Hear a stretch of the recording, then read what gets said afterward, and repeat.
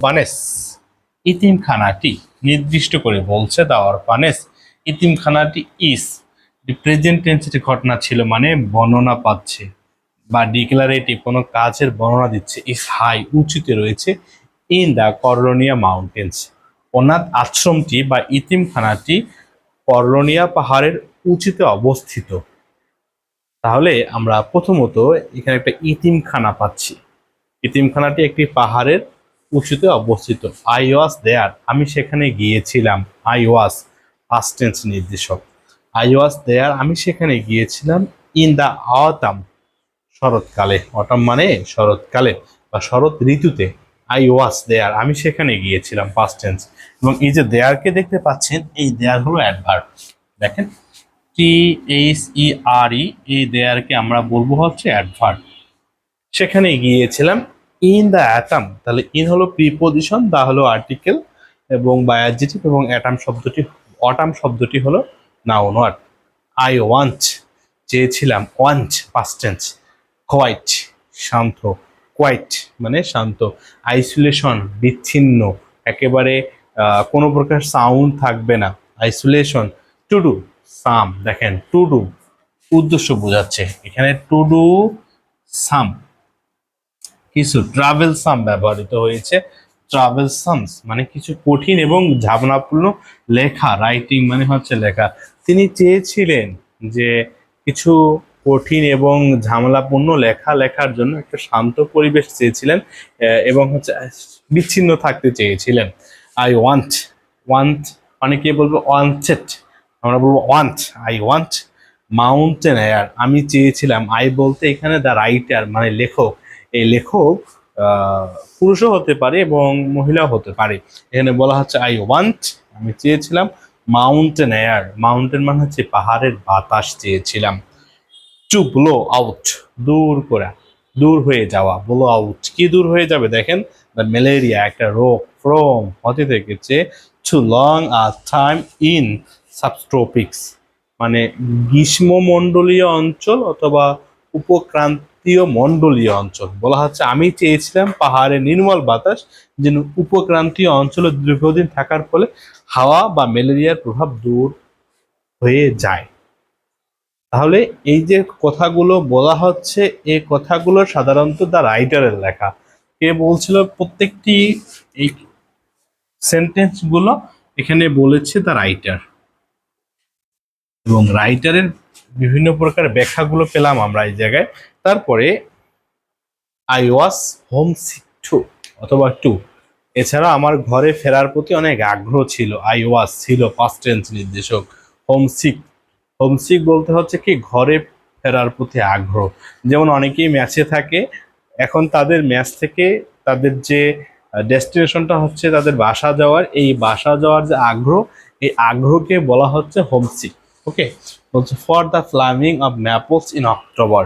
তাহলে এখানে ফ্লামিং মানে হচ্ছে কি, তাকে মনোমুগ্ধকর করেছিল, আকর্ষণ করেছিল। গন্ধটা কার গন্ধ, ম্যাপলস, একটা হচ্ছে কৃষ্ণচূড়ার মতো একটা ফুলের গন্ধ। ইন অক্টোবর যেটি অক্টোবর মাসে ফোটে। এখন দেখেন মাসের নামের পূর্বে প্রিপোজিশন ইন ব্যবহৃত হয়েছে। অ্যান্ড ফর কনশক্স, কনশক্স মানে হচ্ছে কি ভুট্টা কাটার পরে, ভুট্টা কাটার পরে তার যে গাছটি আছে শুকানোর পরে যে অবস্থা সৃষ্টি হয়, এই অবস্থা হচ্ছে কনশক্স। অ্যান্ড পামকিনস, পামকিনস বলতে বোঝানো হচ্ছে মিষ্টি কুমড়া। এই সকল বিষয়। অ্যান্ড ব্ল্যাক ওয়ালনাট ট্রিস মানে হচ্ছে কি সহজ কথায় কুষার যাকে বলা হয়। এ সকল বিষয়টা তার মনে আগ্রহ জাগিয়েছিল, মানে তার গ্রামে বা তার বাসায় এ সকল বিষয় ছিল, এবং এ সকল বিষয় তার মনের মধ্যে সে এখন কর্নোনিয়া মাউন্টেনের উপরে যে পাহাড় পর্বতে রয়েছে, পাহাড়ে যে আছে, তাকে এই বিষয়গুলো ভাবাচ্ছে যে তার দরকার এরকম এরকম একটা পরিবেশ। আই ফাউন্ড দেম, আমি সেখানে এগুলো খুঁজে পেলাম। আই বলতে এখানে দ্য রাইটার, ফাউন্ড সে খুঁজে পেয়েছিল, দেম এই দেখেন ভার্বের পরে অবজেক্টিভ ফর্ম ব্যবহৃত হয়েছে।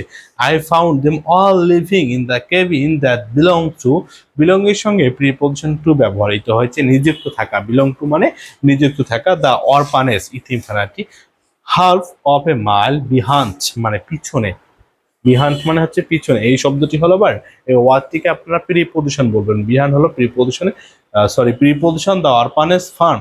আমি তাদের সবাইকে একটি কেবিনে বসবাস করতে দেখলাম, মানে কেবিনের পাশাপাশি সে এগুলো দেখতে পাচ্ছিল, যা অনাথ আশ্রমে ছিল এবং অনাথ আশ্রমে খামার থেকে প্রায় আধা মাইল দূরে এই সকল বিষয়ের অবস্থান ছিল। আধা মাইল দূরে অনাথ আশ্রমের আধা মাইল দূরে এই সকল বিষয়ের কি ছিল, অবস্থান ছিল। হোয়েন যখন I took the cabin, when মানে যখন আমি টুক, যখন টেক থেকে এসেছে টুক পাস্ট টেন্সে, যখন আমি কেবিনতে উঠেছিলাম। I asked for a boy, একজন মানুষকে জিজ্ঞেস করেছিলাম, or man. I asked for a boy, একজন মানুষকে জিজ্ঞেস, অর ম্যানকে জিজ্ঞেস করেছিলাম টু কাম, আসতে।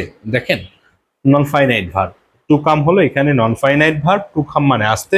অ্যান্ড চপ, চপ মানে হচ্ছে কাটা, চপ মানে কি কাটা, উঠ, কাঠ কাটতে দা ফায়ার ফ্লাইস, মানে আগুন জ্বালানোর জন্য বা আগুন তৈরি করার জন্য সে একজন বালককে আসতে বলেছিল অরফানেজ থেকে, অথবা একজন মানুষকে আসতে বলছিল অরফানেজ থেকে। এই যে আমরা দেখতে পাচ্ছি এই যে একটা বালক যে কাঠ কাটছিল, আগুন জ্বালাবে। এই যে এখানে ছিল কে তাহলে, দেখেন এই যে এখানে ছিল হচ্ছে লেখিকা অথবা দ্য রাইটার। আবার দেখেন এই যে ব্ল্যাক ওয়ালনাট, এরপরে হচ্ছে আপনার কর্ন শক্স এবং পামকিনস। এরপর আবার একটা বিষয় হচ্ছে কি, ফ্লামিং অফ ম্যাপলস ইন অক্টোবর, এই যে অক্টোবর মাসে যে লাল বর্ণের লাল বর্ণের যে গাছের পাতাগুলো থাকে, এই যে এটাই বলা হচ্ছে। তাহলে প্রত্যেকটি বিষয় আমরা তুলে ধরার চেষ্টা করেছি, যেগুলো আপনাদের ইমাজিনেশন, কল্পনাকে অনেক বেশি কাজে লাগবে এই প্যাসেজটা পড়ার ক্ষেত্রে। তাহলে দেখতে পাচ্ছেন যে আই ওয়াজ হোমসিক টু, এছাড়া আমার দেশে বা বাড়ি ফেরার প্রতি খুব আগ্রহ ছিল। For the flaming of the maples in October, এই যে ম্যাপলস ইন অক্টোবর, এই যে গাছটা দেখতে পাচ্ছি, এই গাছটার গন্ধ, ফুলের গন্ধ তাকে আগ্রহ প্রকাশ করেছিল, এবং এই ফুলগুলো ফুটে সাধারণত অক্টোবর মাসে।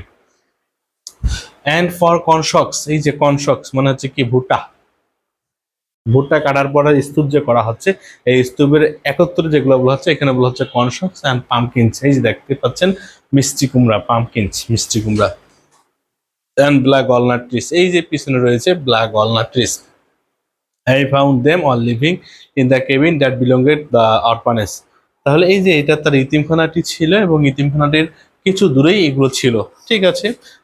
Half A mile behind the orphanage farm, যে অরফানেজ ফার্ম থেকে হাফ এ মাইল দূরে রয়েছে এটি।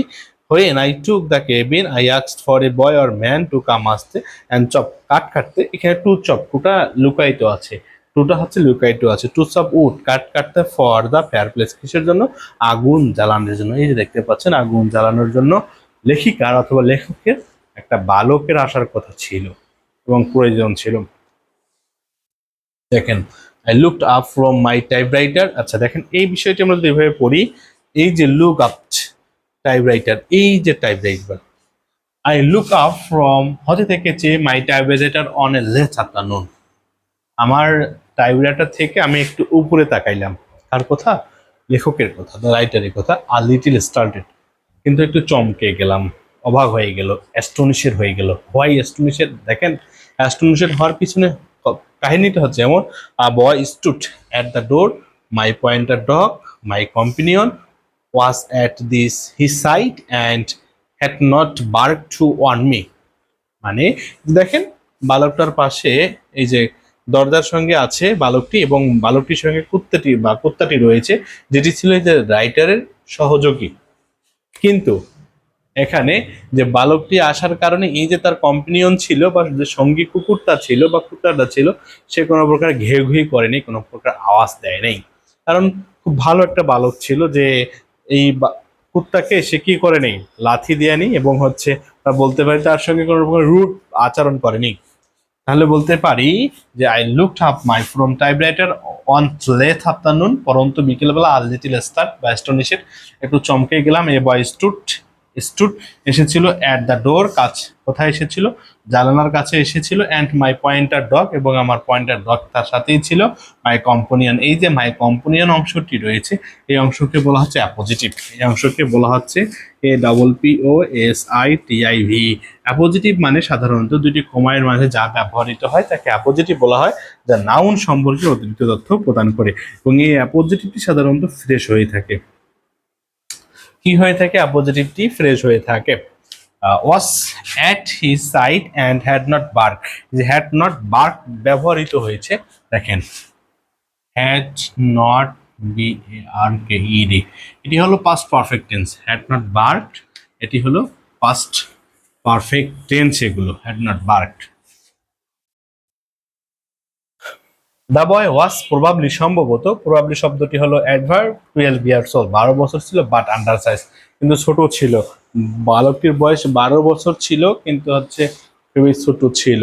হি ওর, সে পরিধান করেছিল ওভারঅলস অ্যান্ড টন শার্ট। ওভারঅলস মানে বলতে পারি যে শার্ট এবং জামা অথবা প্যান্ট এবং শার্ট একসঙ্গেই পরবে এবং এই যে এইভাবে থাকবে, চারটা আমরা বলতে পারি চারটা ফিতা দিয়ে আবদ্ধ থাকে সহজ কথায়। He he wore overalls and torn shirt বলতে হচ্ছে ছেঁড়া জামা, and was bare footed, bare footed মানে খালি পায়ে ছিল। হি সেইট আইকনস অফ সামুদ্রে, হি বলতে হচ্ছে বালকটি বলল, আই ক্যান, আমি কি কাট কাটতে পারি, চম্পস অফ কাটা, সাম উচ্ছুরে, আমি কি আজকে কিছু কাট কাটতে পারি, ইউ তুমি, লেখিকা বলল, বা চিওয়ার স্মল, তুমি তো ছোট। আবার বালকটি উত্তর দিল যে সাইজ ডাজ নট, সরি এখানে ডাজ নট হওয়ার কথা ছিল, কিন্তু বালকটি যেহেতু হচ্ছে ছোট মানুষ ছিল বা ছোট ছেলে ছিল, সে প্রপারলি ভাবে ইংরেজি বলতে পারতো না, ভুলভাল ইংরেজি বলতো। তাই দেখেন এখানে সাইজ ছিল থার্ড পারসন, কিন্তু এখানে ডু নট ব্যবহৃত হয়েছে, এখানে ডাজ নট হওয়ার কথা ছিল। Does not matter chopping wood, he said some of the big boys do not chop wood. বালকটি বলল অনেকগুলো বড় বালক আছে, আমার চেয়ে অনেক বড় বালক আছে, যারা সঠিকভাবে কি করতে পারে না, কাটতে পারে না। He said, some of the big boys do not chop wood. I have been chopping wood at the orphans for a long time. একটা লম্বা সময় ধরে আমি এই অরপানে পাশাপাশি আশেপাশে কি কাটি গাছ কাটি অথবা কাঠ কাটি। ভেরি ওয়েল, খুবই ভালো। যে দেয়ার্স দ্য অ্যাক্স, লেখিকাটি বললো যে এই না একটি কোরাল, গো অ্যাহেড এবং যাও, অ্যান্ড সি হোয়াট, তুমি কি করো আমি দেখি, ইউ ক্যান ডু, তুমি যা করো আমি দেখবো, সমস্যা নেই। I went back to work, আমি আমার কাজে চলে গেলাম, এখানে আই বলতে হচ্ছে the writer. Closing the door, দরজাটা বন্ধ করে, হি বিগান টু চপ, সে আবার কাটতে গেল। The blows were rhythmic and steady, মানে কুড়ালের আঘাতগুলো ছন্দময় এবং একেবারে সুরালো ছিল। অ্যান্ড শর্টলি, সম্ভবত, শর্টলি মানে একেবারে সংক্ষিপ্ত সময়, আই হ্যাড ফরগেটেন, আমি ভুলে গিয়েছিলাম, হিম, এইখানে বালকের কথা বলা হচ্ছে, হি হলো সাবজেক্ট আর হিম হলো object. Him, the sound no more of an interpretation, মানে শব্দটি আমার কোনো কাজে বাধা দিচ্ছিল না, মানে এত সুরালো ছিল, ছন্দময় ছিল। দেন কনসিস্টেন্ট, আমি তাকে ভুলে গিয়েছিলাম, সে শব্দ আমার কাছে টানা বৃষ্টির মতো কোনো বাধা ছিলই না। I suppose an hour and a half passed, and I heard the boys' steps on the cabin stop. আমি মনে করি 1.5 ঘন্টা কেটে গেল, তারপরও আমি কেবিনের বারান্দায় ছেলেটির পায়ের শব্দ শুনলাম। 1 ঘন্টা 30 মিনিট পার হয়ে গেল, তারপর শুনতে পেল। দ্য বয় সেইড, বললো, আই হ্যাভ টু মানে বাধ্যবাধকতা বোঝাবে, যেটি করতেই হবে এরকম বোঝালে হ্যাভ টু ব্যবহৃত হয়। I have to go to suffer now, suffer বলতে হচ্ছে এখানে রাতের খাবার অথবা মধ্যাহ্ন ভোজের খাবার যাকে বলা হচ্ছে, মানে যে দেশে যখন পেট ভরে খাওয়া হয় তাই সেই সময়ের কথা বলা হচ্ছে। Suffer now, he said, I can come again, আমি কি পরবর্তী দিনে আবার আসতে পারি। I said, I will pay you now for what you have done, তুমি যা করেছো তার জন্য আমি তোমাকে এটা পেমেন্ট করবো। থিঙ্কিং, চিন্তা করলো, আই শুড প্রবাবলি, সম্ভবত, have to insist on an older boy, আমি বললাম তুমি যা করেছো তার জন্য আমি এখন তোমাকে টাকা দিব, যদিও আমি ভাবছিলাম আমাকে বড় কোনো ছেলেকে জোর করে আনতে হবে, কিন্তু এই যে 12 বছরের যে ছেলে শিশুটি ছিল, বালকটি ছিল, সে সুন্দর করে কাট কেটেছিল, তাই আর সমস্যা হয়নি। হি ওয়েন্ট, এখানে হি বলছে উই ওয়েন্ট টুগেদার, আমরা একসঙ্গে চলে গেলাম ব্যাক অফ দ্য কেবিনের দিকে। অ্যান্ড অ্যাস্টোনিশিং অ্যামাউন্ট অফ সয়েল, মানে শক্ত কাঠ দেখে সে অবাক হয়ে গেল। উড হ্যাড বিন কাট, এত সুন্দর শক্ত কাঠ সে কেটেছিল, সে অবাক। But you have done as much as man, বলছে তুমি যা করেছো একেবারেই একটা পরিপক্ক মানুষের মতোই। আমি বললাম, this is a splendid file, এটা একটা চমৎকার স্তূপ। এখানে বলছে আই বলতে বলছে the writer, I look at him, তার দিকে তাকালাম। এই যে প্রথমবার তার দিকে তাকালো, লুক অ্যাট নির্দিষ্ট দিকে তাকানো, লুক ইনটু তদন্ত করা, লুক ফর মানে খোঁজা, to search something or somebody, place এদিকে তাকাও। অ্যাকচুয়ালি প্রকৃতপক্ষে ফর দ্য ফার্স্ট টাইম, এই প্রথমবার আমি তার দিকে তাকালাম, মানে চার চোখের প্রেম। এই যে চার চোখ, এই চোখ আর এই দুই চোখ, চার চোখের প্রেম। For the first time his hair was the colour of cornsilk, মানে তার ওয়াজ, তার চুল ছিল কালার অফ দ্য কনশক্স, ভুট্টার আঠির রঙের মতো তার চুলগুলো ছিল। বলছে অ্যান্ড হিজ আইস, তার চোখগুলো কি ছিল, ভেরি ডিরেক্ট, মানে খুবই প্রাণবন্ত ছিল, যাকে চার চোখ বলা হচ্ছে, চার চোখে প্রেম বলা হয়। Were like the mountain sky when rain is pending, বৃষ্টি আসবে এমন মনে হচ্ছে, grey with a shadowing of that mercurous blue, অদ্ভুত সুন্দর নীল রঙের। বলছে I gave him a quarter, আমি তাকে 25 সেন্ট দিলাম। কোয়ার্টার মানে হচ্ছে কি দেখেন, 1 টাকাকে 4টি ভাগে ভাগ করছে, তাহলে 25 পয়সা, 25 পয়সা, 50 পয়সা, আবার 25 পয়সা, 25 পয়সা, 50 পয়সা, মানে 1 টাকা। ইউ মে কাম, বলছে ইউ মে সম্ভবত মোরাল ভার্বের পরে ভার্বের base form. You may come tomorrow afternoon, তুমি আগামীকাল বিকেলে আসতে পারো। I say it and thank you very much, অনেক ধন্যবাদ। হি লুকড অ্যাট মি, এই যে লুক অ্যাট মানে তাকানো, হি লুক অ্যাট মি, আমার দিকে তাকালো। এন্ড হি বলতে ছেলেটা, আর এখানে মি বলতে বোঝানো হচ্ছে the writer. And at the coin, এবং কয়েনের দিকে তাকালো, 25 পয়সার দিকে তাকালো। অ্যান্ড স্মিথ সিমড মনে করলো, to want non finite verb, to speak কিছু বলবে, but could not, and turned away, সে আমার দিকে এবং মুদ্রার দিকে তাকালো, মনে হলো কিছু বলতে চায় কিন্তু পারলো না, তারপর চুপচাপ সে পেছন ঘুরে চলে গেল। ওকে, তাহলে এই প্যাসেজটির মূল বিষয় ছিল এতটুকুই, মানে অর্ধেকটি পড়লাম। এই অর্ধেকটির যে মূল বিষয়টি রয়েছে, আমরা যদি বলি, গল্পের মূল ভাব হলো, কোনো মানুষের প্রকৃত ক্ষমতা তার বয়স, আকার বা শারীরিক শক্তি দিয়ে বিচার করা যায় না। এটি দেখানো হয়েছে একটি ছোট ইতিম ছেলের মাধ্যমে, যে দেখতে দুর্বল ও বয়সে ছোট হলেও অনেক আত্মবিশ্বাস ও দৃঢ়তার সাথে কাজ করে। ছেলেটি দক্ষতার সঙ্গে অনেক কাটে, যা লেখিকাকে অবাক করে দেয়। গল্পটি আমাদের শেখায় যে বাহ্যিক চেহারা বা শারীরিক শক্তির চেয়ে কঠোর পরিশ্রম, দক্ষতা এবং আত্মবিশ্বাসে বেশি গুরুত্বপূর্ণ। ঠিক আমাদের মতো, আপনাদের মতো অবশ্যই আমাদের কি কঠোর পরিশ্রম করতে হবে। তাহলে আজকের প্যাসেজটি এখানেই সীমাবদ্ধ। তোমরা অবশ্যই ভালো থাকবে, সুস্থ থাকবা। দেখা হচ্ছে নেক্সট কোনো ভিডিওতে। আসসালামু আলাইকুম, আল্লাহ হাফেজ।